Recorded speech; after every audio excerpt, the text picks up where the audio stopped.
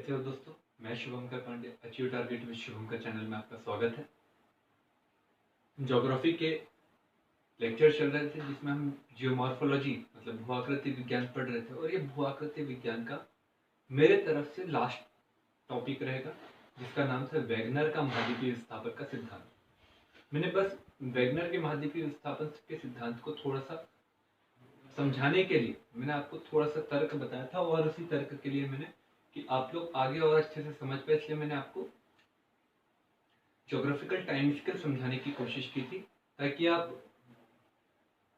जितने भी कल्प रहे, जितने भी युग रहे, जितने भी पीरियड रहे, उन सब पीरियड को आप समझ सके कि पीरियड कितने हुए।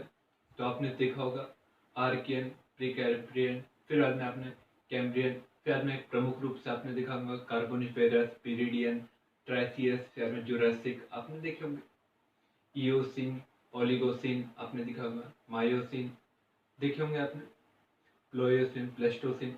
ये युग अगर आपको याद रहेंगे, ये अगर पीरियड अगर आपको याद रहेंगे, तो वैगनर का सिद्धांत।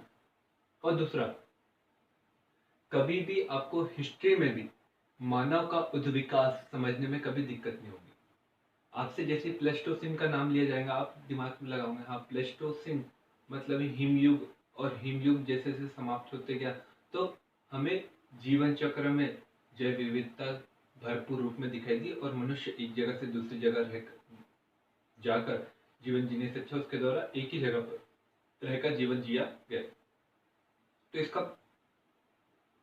मतलब लाभ आपको केवल ज्योग्राफी में नहीं, अन्य सब्जेक्टों पर भी मिले। तो हम देखते हैं वैगनर का सिद्धांत। और वैगनर के सिद्धांत में मैंने आपको बता दिया था ये क्या है, और वैगनर के सिद्धांत को मैं एक एक पॉइंट करके आपको बता दें। वैगनर के सिद्धांत, ये एक ऋतु वैज्ञानिक था पहली बार, और ऋतु वैज्ञानिक होने के कारण ये पृथ्वी की सतह पर हुए पूर्व में जलवायु परिवर्तन का अध्ययन करना चाहता था।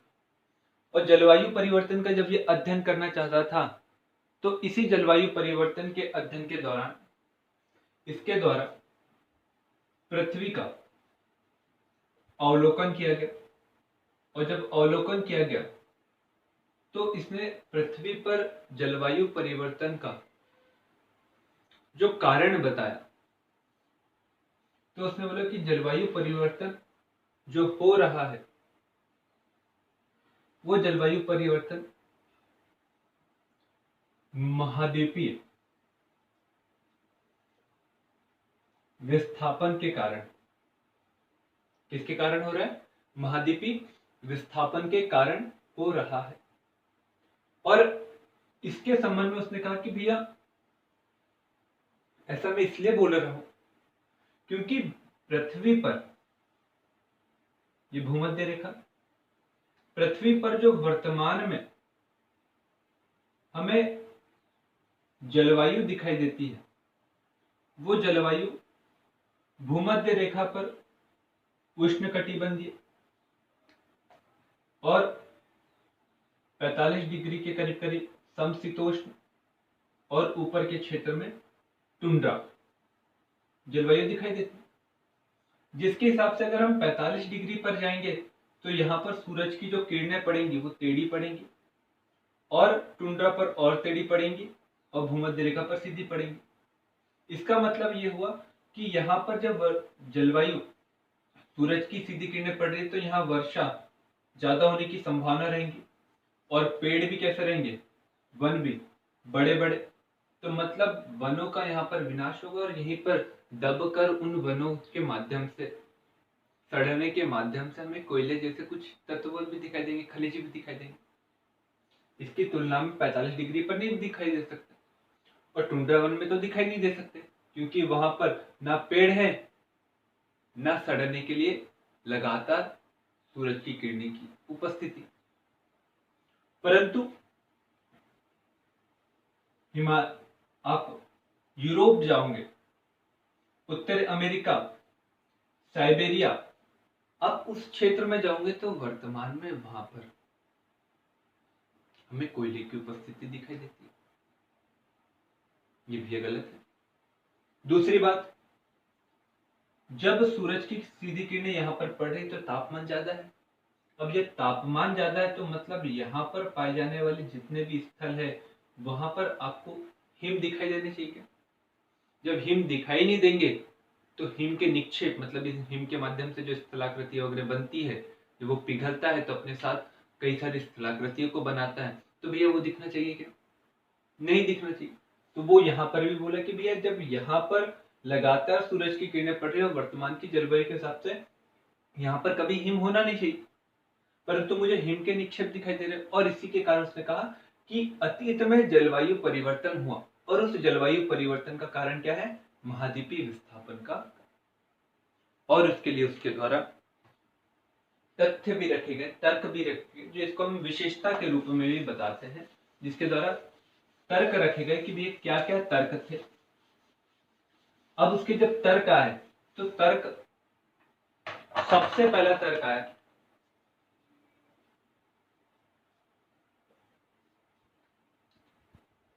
तो तर्क से समझने से पहले हम एक और चीज को देख लेते, उसने क्या क्या बोला। उसने अब दिया सिद्धांत, विशेषता देख लेते।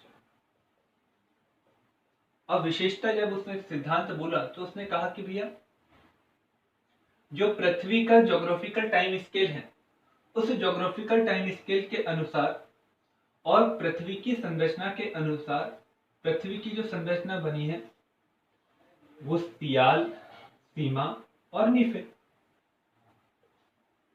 सियाल,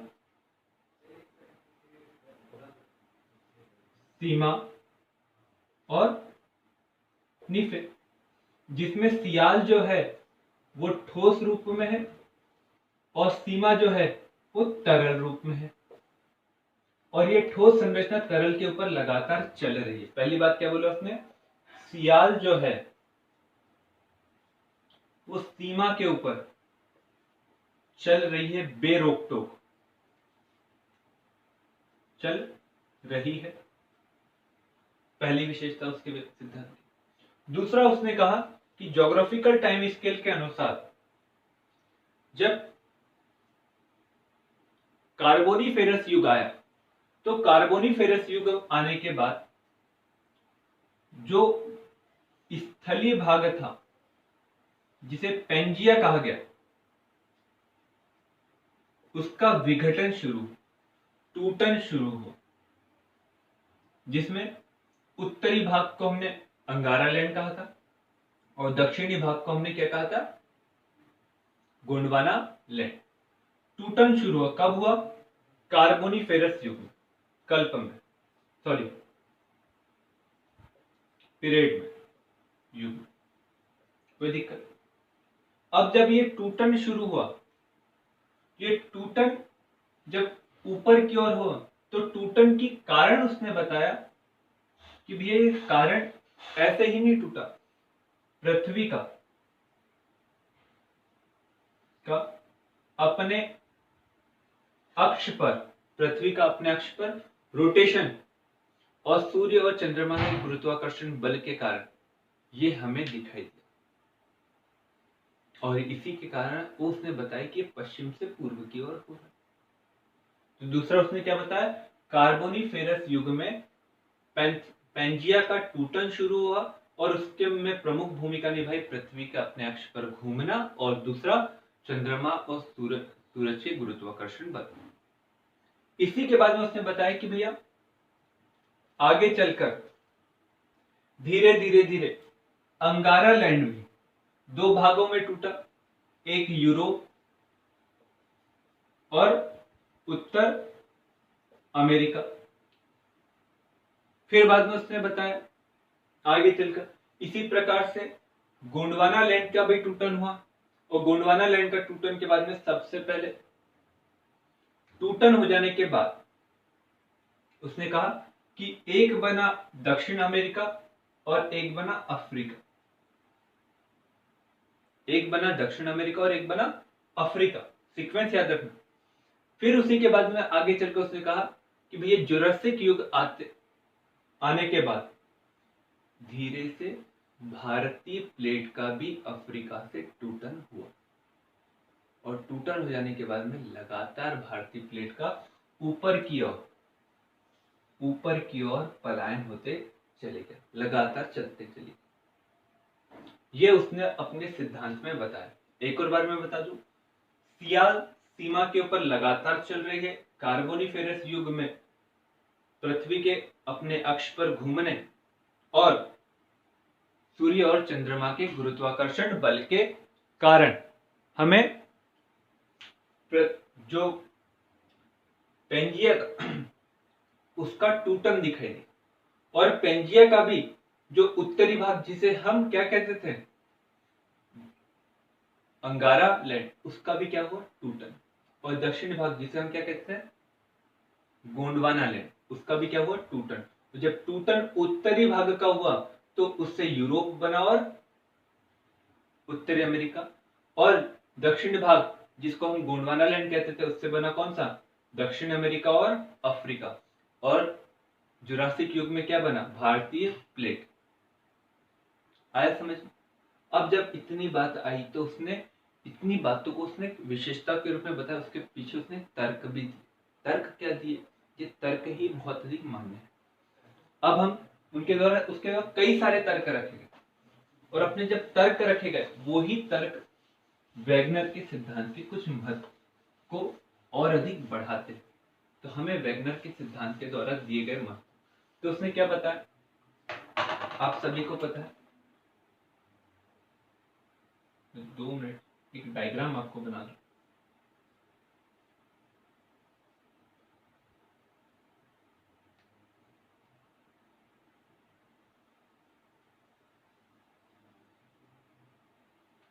ठीक है, तर्क किसके द्वारा बेटा, वैगनर के द्वारा। मैंने जितना बताया, मैंने आपको सबसे पहले बताया परिचय, दूसरा विशेषता या प्रमाण, विशेषता या प्रक्रिया, तीसरा तर्क।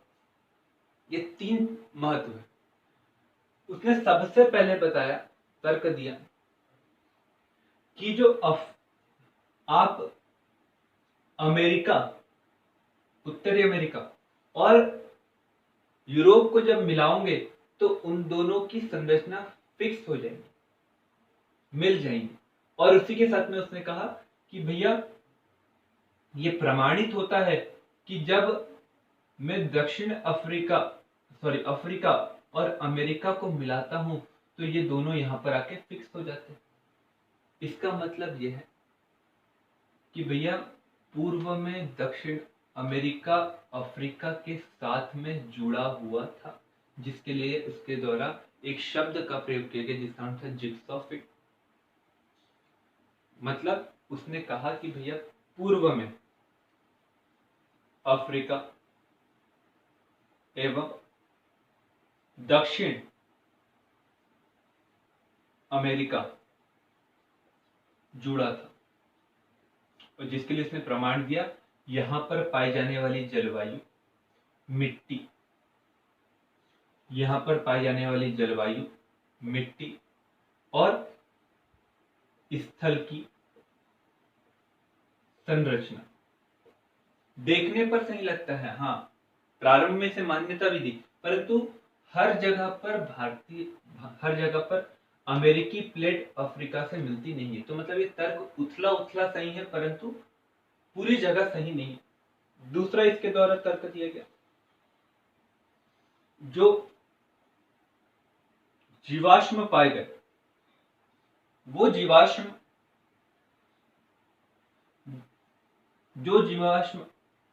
दक्षिण अमेरिका में पाए गए, वो अफ्रीका में भी पाए गए, वो भारतीय प्लेट में भी पाए गए, और वो ऑस्ट्रेलियन प्लेट में भी पाए गए।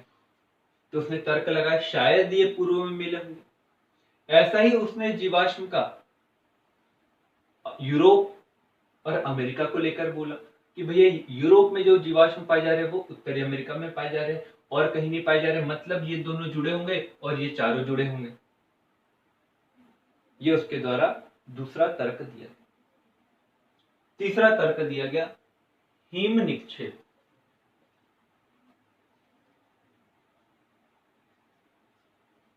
हिम निक्षेप और साथ में कोयले की उपस्थिति। उसने कहा कि हिम कहां पाया जाना चाहिए वर्तमान की कंडीशन के हिसाब से, उत्तरी गोलार्ध के उत्तर के क्षेत्र में, जहां पर सूरज की सीधी किरणें नहीं पड़ सकती। परंतु कहां पर पाए जा रहे हैं हिमनिक्षेप?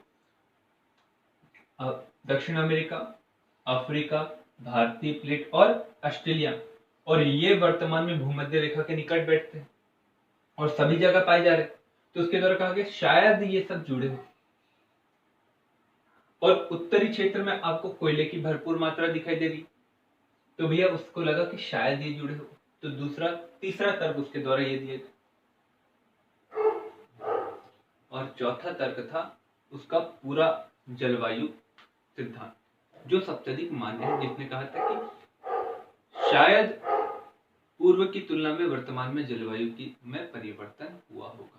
उसने चट्टानी संरचना के आधार पर बताने की कोशिश की। तो ये उसके द्वारा तर्क दिए गए। ये तर्क उसके द्वारा दिए गए बहुत अच्छी बात थी, परंतु ये तर्क हर जगह पर सही लागू नहीं होते। इसी के कारण वैगनर के सिद्धांत को हम मान्य सिद्धांत नहीं कहते, पर ये पृथ्वी की संरचना के विषय में जानने के लिए, पूर्व में हुए परिवर्तन को जानने के लिए एक शुरुआत तो थी। और यही कारण है कि इसका भी अपना एक महत्व है और इसीलिए हम इसको पढ़ते हैं। तो आप लोगों को वैगनर का सिद्धांत समझ में आया होगा। थोड़ा डायग्राम बनाकर देखिएगा और समझने की और कोशिश करिए कि भैया वैगनर का सिद्धांत क्या था। साथ में आपका भू आकृति विज्ञान होता है यहीं पर समाप्त, और भू आकृति विज्ञान समाप्त हो जाने के बाद में अब शुरू होगा हमारा वायुमंडल। अब जब वायुमंडल शुरू होगा तो भैया धीरे धीरे समझिएगा, 2 से 3 क्लास में आपको बेसिक जब समझ में आ जाएगा तो मुझे नहीं लगता कि आगे की कोई भी क्लास आपको दिक्कत में डालेगी, क्योंकि ये टॉपिक जब समझ में आ जाएगा तो आपको जल्द भी आराम से समझ में आ जाएगा। यदि आपको वीडियो अच्छा लगा हो तो जरूर उसको शेयर करिए, लाइक करिए, सब्सक्राइब करिए